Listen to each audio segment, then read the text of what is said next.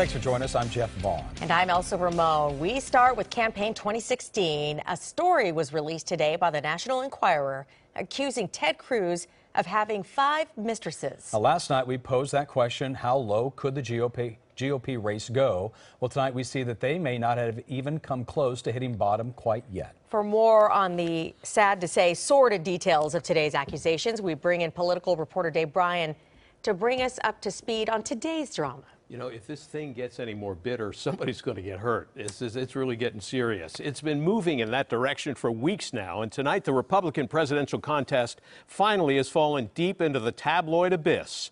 A nightmare for a major political party, and the architect may be the GOP's leading candidate for the nomination. Just when you were thinking the Republican presidential primary race had turned into a tabloid nightmare, it did. Under the banner, "It's over for pervy Ted," the National Enquirer accused Senator Ted Cruz of having had numerous mistresses, a charge that appears to be unsubstantiated and brought this fierce reaction from Cruz. Let me be clear, this National Enquirer story is garbage. It is complete and utter lies. It is a tabloid smear.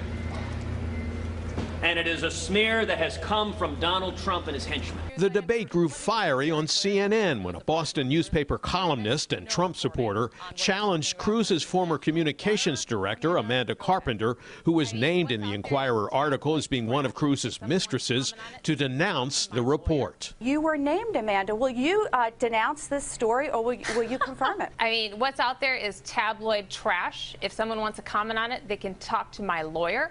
It is categorically false. You should be ashamed for spreading this kind of smut. Donald Trump supporters should be held to account for it. And I will not be intimidated. Smut. I will continue to make my thoughts known about Donald Trump, and I am not backing down. Cruz doubled down on the charge that Trump or his allies were behind the report. When he's scared, when he's losing, his first and natural resort is to go to sleaze and to go to slime. And one question Americans are wondering all over this country is, how low will Donald go? Is there any level to which he is unwilling to stoop?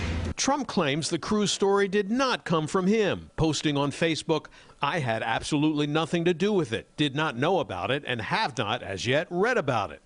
Likewise, I have nothing to do with the National Enquirer, and unlike Lion Ted Cruz, I do not surround myself with political hacks and henchmen and then pretend total innocence." This is still another blow to the Republican Party establishment, many of whom fear that having already alienated many Latino and women voters, their party could be facing a landslide rejection in November. Like I said, I'm more flabbergasted and I'm kind of more just gawking at this point. Women we spoke with in Studio City were turned off by the tone of the campaign, like Paula Smith. As unbelievable as getting a black president was for me, that was a moment of such great hope. And to go from 8 years of that kind of euphoria to just being aghast is very sad. And Donald Trump seems to be taking most of the heat. In the latest CBS News New York Times poll, he's running 10 points behind Hillary Clinton in a one-on-one matchup. And the reason is women, who favor Clinton by a massive 20% margin, 55 to 35% over Trump. But among Republican women, Trump easily gets more votes from them than his opponents. I just think he's not politically correct, and I think it's wonderful. I kind of like that he is just straightforward and says it like it is and doesn't sugarcoat some things. But in Studio City, it's a different story. Would you vote for Donald Trump? Are you kidding? Absolutely not. Why not? Because I think he's not too well mentally. No, frankly, and I would be frightened to have somebody like that. I think Donald Trump is the more crazy people I find in my life. It's a devil for me.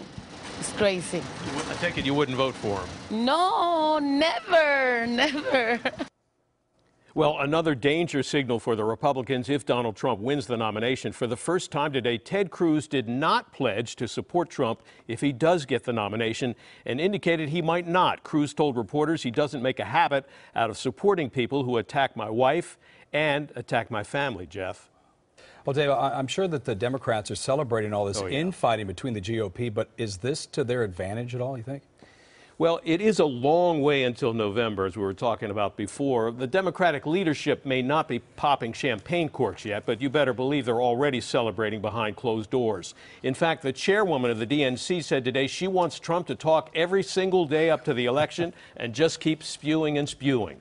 The latest episode, in which Trump threatened to spill the beans about Mrs. Cruz, and the split-screen photo he posted showing a snarling Heidi Cruz next to a soft and glamorous Mrs. Trump, was like a gift from the political gods for the Democrats. Trump appears poised to be hammered by women voters, and the numbers are getting worse by the day. In fact, even among Republican women, a recent poll showed nearly a third of them told CNN they would be upset if Trump gets the nomination. Elsa.